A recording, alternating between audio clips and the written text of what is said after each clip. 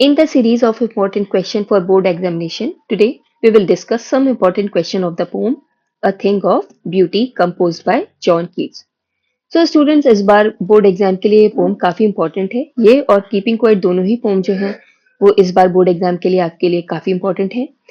तो आइए इसको पढ़ते हैं। इसमें कुछ इंपॉर्टेंट क्वेश्चंस मैंने आप लोगों को दिए हैं जो आपके पुराने बोर्ड एग्जामिनेशन के पेपर को स्टडी करके बनाए हुए हैं। तो before proceeding I want to give you a reminder कि अगर आपने इस पोम का हिंदी एक्सप्लेनेशन ना देखा हो तो उस वीडियो का भी लिंक मैं आपको डिस्क्रिप्शन बॉक्स में दे दूंगी, आप लोग जरूर चेकआउट कीजिएगा। तो एक बार जब आप इस पोम की हिंदी समझ लेंगे तो फिर आप लोगों को क्वेश्चंस को समझने में काफी आसानी होगी। So let's start the video. So your first stanza is a thing of dot dot and breathing. Question one is what is the effect of increasing the beauty of natural things. तो natural things यानी जो चीज nature में है उन चीजों की सुंदरता के बढ़ते रहने से क्या प्रभाव पड़ता है। So the answer is the effect of increasing the beauty of natural things is that it gives a peaceful sleep, provides good health and allow quite breathing. तो नेचुरल चीजों की जो सुंदरता है उसके बढ़ते रहने से हमें पीसफुल स्लीप मिलती है यानी हम शांतिपूर्वक सो सकते हैं, प्रोवाइड गुड हेल्थ और जब हमें अच्छी नींद आएगी तो उससे हमें एक अच्छी सेहत मिलती है, एंड अलाउ क्वाइट ब्रीदिंग और हम सुकून से शांतिपूर्वक सांस ले सकते हैं। Question two is how is a thing of beauty Joy for ever. कि थिंग ऑफ ब्यूटी मतलब सुंदरता की जो चीजें होती हैं वो हमेशा खुशी कैसे देती हैं। So the answer is the poet John Keats feels that a beautiful thing is a source of endless joy. तो पोएट जॉन कीट्स से फील करते हैं कि ये जो सुंदरता की वस्तुएं होती हैं ये एक एंडलेस जॉय का सोर्स है, मतलब कभी न समाप्त होने वाले खुशी का, आनंद का एक सोर्स है। It is a constant source of happiness and pleasure. और ये लगातार मिलने वाली खुशी और आनंद का एक जरिया है। The beauty of nature never fades away.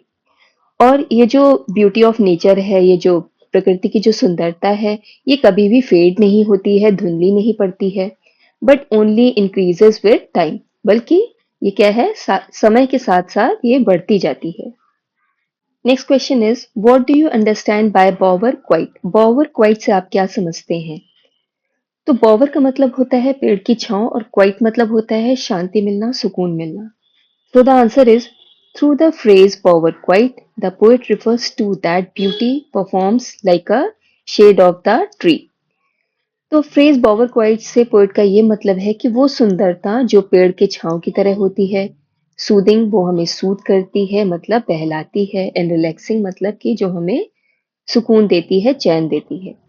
तो पोएट ये कहना चाह रहे हैं कि जो सुंदरता की चीजें होती हैं, जो नेचुरल चीजें होती हैं, वो बिल्कुल वैसी ही होती हैं जैसे कि पेड़ की छांव होती है। जब हम बहुत धूप से जा रहे होते हैं तो पेड़ की छांव हमें सुकून देती है। तो सुंदरता की चीजें भी बिल्कुल वैसे ही सूदिंग और रिलैक्सिंग होती हैं। Next question, point out the figure of speech in the line a thing of beauty is a joy for ever. तो इस लाइन में किस फिगर ऑफ स्पीच का यूज किया है ये पॉइंट आउट करना है। तो स्टूडेंट्स पहले मैं आप लोग को बता दूं कि जो आपकी पोम है उसके किसी भी लाइन से फिगर ऑफ स्पीच पूछा जा सकता है। वो बोलेंगे फिगर ऑफ स्पीच बताइए, या फिर वो आपसे ऐसे भी पूछ सकते हैं कि point out the poetic devices in the line. तो दोनों का मतलब एक ही है। तो फिगर ऑफ स्पीच को मैंने इसके हिंदी एक्सप्लेनेशन में पूरा डिटेल में आप लोगों को समझाया है।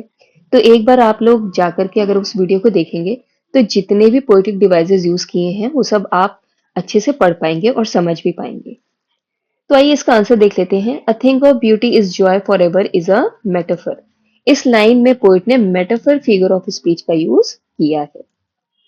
और साथ ही साथ में मैं आपको बता दूं कि वो राइम स्कीम भी पूछ सकते हैं पोम की, तो वो भी मैंने हिंदी एक्सप्लेनेशन में अच्छे से बताई हुई है।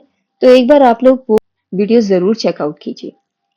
Question 6 is how does it's loveliness increases. इसकी सुंदरता कैसे बढ़ती जाती है। इंक्रीज होना मतलब बढ़ते जाना। तो यहाँ इट्स से मतलब है थिंग ऑफ ब्यूटी या नेचुरल चीजें जो हैं उनकी सुंदरता कैसे बढ़ती जाती है। So the answer is the beauty of the natural thing is everlasting. तो नेचुरल चीजों की जो सुंदरता होती है वो एवरलास्टिंग होती हैं, मतलब हमेशा बनी रहती हैं। It's loveliness increases with each passing time, और हर क्षण, हर टाइम जो बीतता जाता है उसके साथ साथ उसकी सुंदरता खत्म नहीं होती, बल्कि इंक्रीज होती जाती है, बढ़ती जाती है। As it leaves such a beautiful impression on our mind, और ये हमारे माइंड पर, यानी कि हमारे मन या मस्तिष्क पर बहुत ही सुंदर प्रभाव छोड़ती है, that we will be able to get the wonderful feeling. और इसकी वजह से हमें बहुत ही अद्भुत फीलिंग्स होती हैं, we get from it each time we think about it. तो हर टाइम जब हम इन चीज़ों के बारे में सोचते हैं, नेचुरल चीज़ों के बारे में, सुंदर चीज़ों के बारे में जब हम सोचते हैं, तो हमें बहुत ही खुशी और एक वंडरफुल फीलिंग जो है वो फील होती है। Let's see the second stanza. Therefore, on every dot dot searching. So, question one is, what are the flowery bands that bind us to earth? तो वो कौन सा फूलों का बैंड है जो हमें अर्थ से बांध के रखता है? तो the answer is flowery band refer to beautiful things. Flowery band जो है वो सुंदर चीजों को कहा गया है। इट मीन्स, इसका मतलब ये है, the beautiful things always keep us tied to earth. तो जो सुंदर चीजें हैं इस धरती के ऊपर, जो नेचुरल चीजें हैं, जो सुंदर चीजें हैं, वो हमेशा हमें धरती से बांध करके रखती हैं। Question two is, what removes the pall from our dark spirits? Spirit मतलब होता है सोल, और डार्क हो जाना मतलब शैडोड हो जाना। तो हमारी स्पिरिट जो कि शैडोड हो गई है सैडनेस की वजह से, तो क्या चीजें हैं जो इस सैडनेस को हटा देती हैं? So the answer is, the various objects of beauty present around us remove the pall from our dark spirit. तो बहुत सारी ब्यूटीफुल चीजें हैं हमारे नेचर में जो हमारे चारों ओर हैं, वो हमारी डार्क स्पिरिट से इस शैडो को, यानी कि सैडनेस के शैडो को हटा देती हैं। The beautiful things of nature have the power to make us happy. और नेचर में जो ब्यूटीफुल थिंग्स हैं उनके अंदर इतनी पावर होती है कि वो हमें खुश रख सके। Next question is, what make human beings love life in spite of troubles and suffering? तो ट्रबल्स यानी परेशानियों और सफरिंग यानी कष्टों के बावजूद वो क्या चीज है जिसकी वजह से ह्यूमन बीइंग यानी कि मनुष्य जो है वो जीवन से प्रेम करता है? So the answer is, human beings love life in spite of troubles and suffering because of existence of the beautiful things. तो ह्यूमन बीइंग जो है वो ब्यूटीफुल चीजों के एग्जिस्टेंस की वजह से, क्योंकि सुंदर चीजें जो हैं वो हमारे धरती पर हैं, हमारे आसपास हैं, इस वजह से वो अपने जीवन से प्रेम करता है। They give us Joy and remove the sadness. तो ये जो ब्यूटीफुल चीजें हैं वो हमें जॉय देती हैं, आनंद देती हैं, एंड रिमूव द सैडनेस, और जो भी दुख है हमारे जीवन में उनको हटा देती हैं। Look at the third stanza. And such to dot dot heavens brink.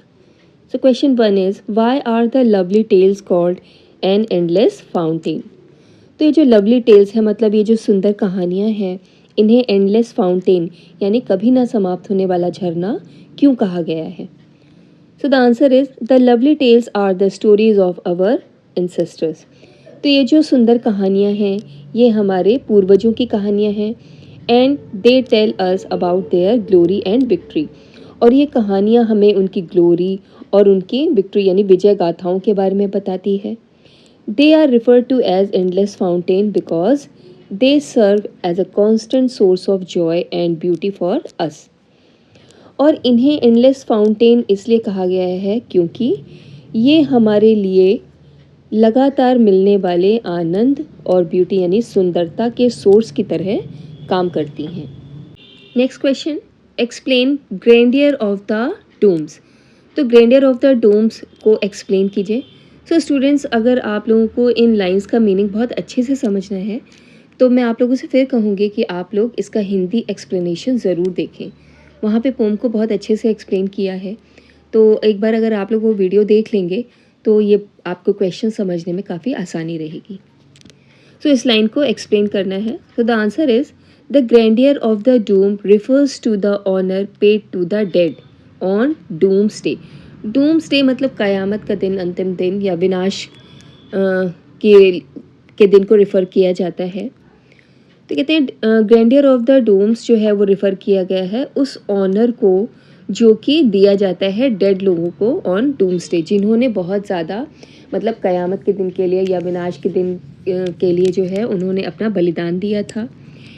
And to the beautiful things created by them, और उन सुंदर चीज़ों को जो उन्होंने क्रिएट की हैं, मतलब उन्होंने बनाई हैं।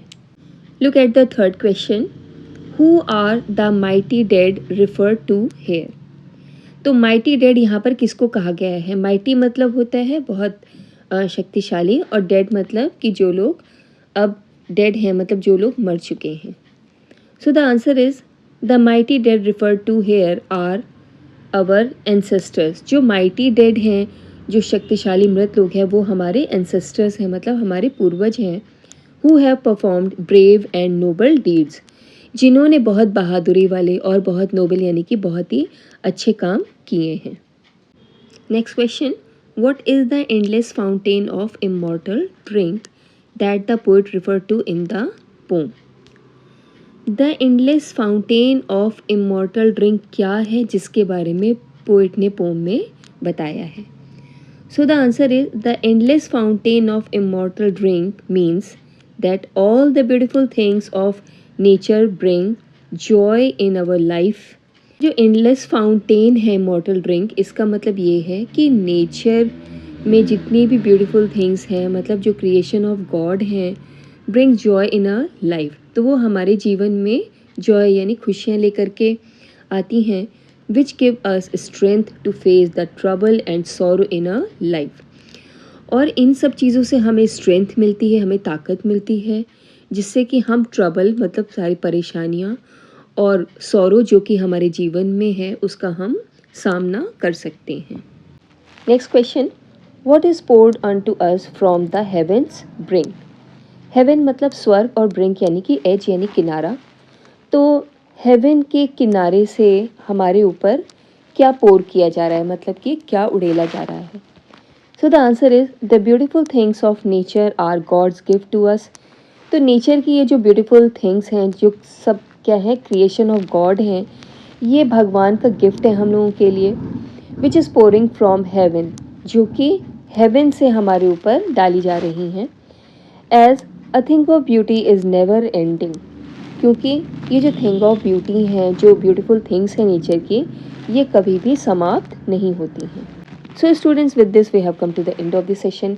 ये आपके जितने भी इंपॉर्टेंट क्वेश्चन थे ये सारे मैंने इंक्लूड किए हैं, और जितने भी इंपॉर्टेंट स्टैंजा मुझे लगे कि हाँ ये सारे स्टैंजा जो है इंपॉर्टेंट हैं, और उसके अंदर जितने भी पॉसिबल क्वेश्चंस थे जो मुझे लगता है कि आप लोग के एग्ज़ाम में पूछे जा सकते हैं, वो सब के सब मैंने इंक्लूड किए हैं। तो बच्चों, आप लोग इसे बहुत अच्छे से पढ़िएगा, मेमोराइज़ कीजिएगा, and if you have any doubt और any suggestion do write in the comment section. So अब हम लोग नेक्स्ट वीडियो मिलते हैं, जहाँ पर हम लोग रोड साइड स्टैंड के क्वेश्चन आंसर डिस्कस करेंगे। Thank you so much for watching my video.